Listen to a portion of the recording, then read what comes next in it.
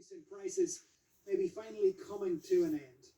Excluding mortgage repayments, the annual rate of inflation in Ireland this month has been a mere 2.3%. Overall prices within the month actually fell.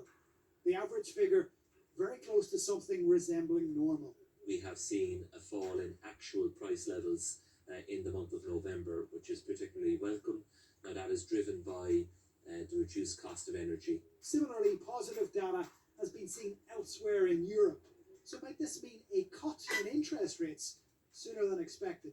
I think it will certainly be taken into account by them and may well bring forward ultimately the decision to reduce rates at some point in the first half of next year. Now is the time to really stick to our data dependency knitting, if I may say. The European Central Bank has said it is data dependent, and the markets have taken this most recent data as implying a higher chance of a rate cut.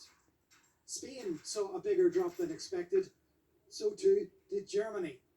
A couple more months of falling inflation and hundreds of thousands of Irish homeowners might begin to see some relief.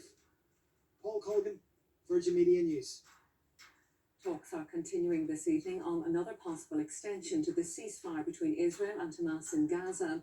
The fragile truce has held for the past 6 days, but the latest phase is now in its last few hours. As the negotiations continued, Hamas claimed the youngest hostage, a 10-month-old baby, was killed in an airstrike.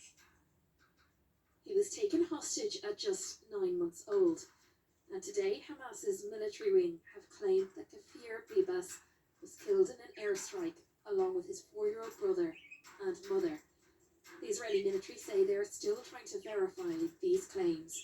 But in the West Bank too, children have borne the brunt of this conflict. The Palestinian Health Ministry say 2 were killed when Israeli forces raided a refugee camp last night.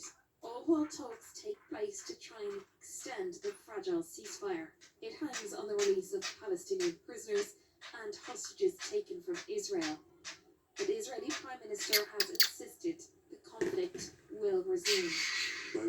In the last few days, I hear a question. If after this phase of returning our abductees is exhausted, will Israel return to fighting? My answer is an unequivocal yes.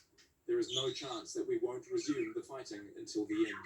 While the pause has been a welcome respite for the people of Gaza, the Strip is still utterly devastated, with the vast majority of the population living in desperate conditions. Of the 25 hospitals north of the Wadi Gaza, before the conflict began, only 3 are functioning at the most basic level, but they lack fuel, water, and food.